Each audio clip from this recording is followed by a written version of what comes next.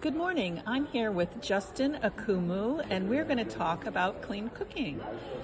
Justine, can you introduce yourself, and then I'll ask you just a few brief questions. Yes, my name is Justine Akumu. I work with the Ministry of Energy and Mineral Development in Uganda as a senior energy officer who deals in activities relating to clean cooking solutions. Wonderful. And Justine, how does your work on clean cooking improve lives? Yes, and my work on clean cooking, I think the most exciting and motivating aspect is the fact that we improve lives.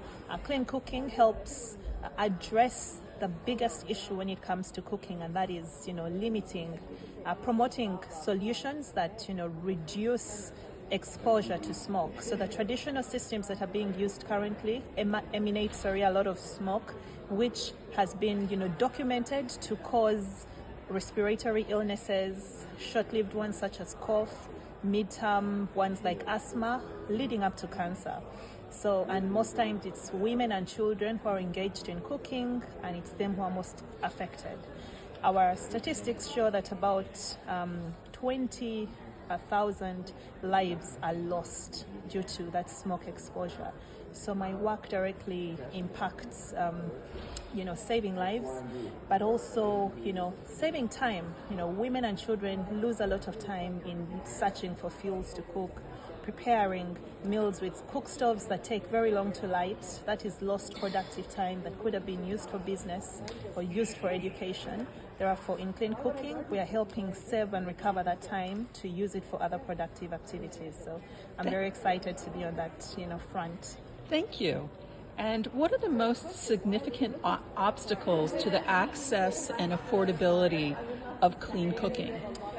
Yes, everything is significant, starting with one, knowledge, because this is something that has gone on for a very long period, generations over. We've been using, these traditional fuels, being exposed to this smoke, so it's regarded as a normal thing. So having to convince and communicate the negative impacts of exposure to indoor air pollution, creating this the awareness, breaking those social cultural barriers that have been linked to using these traditional fuels, but also access to finance. Improved cooking solutions come with a cost. Oftentimes are competing with solutions that may not really cost so much. For instance, the most used systems are 3-stone fires.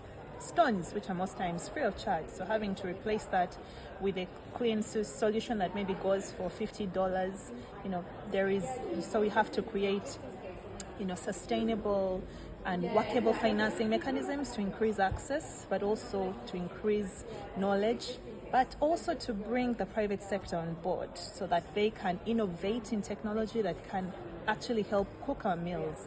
So, designing technology that cooks most of our local meals in a way that we find tasteful, so that, communities can accept these solutions. I think once you address that, you would have gone a long way in addressing the problem. Wonderful. To advance the financing of clean cooking, how can governments facilitate a transparent, contestable carbon market?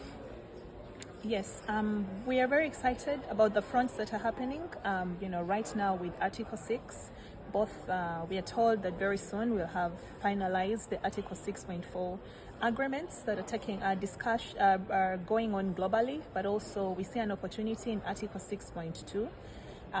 On our country's front, we are developing national regulations to, agree and set the right framework for Article 6.2 transactions.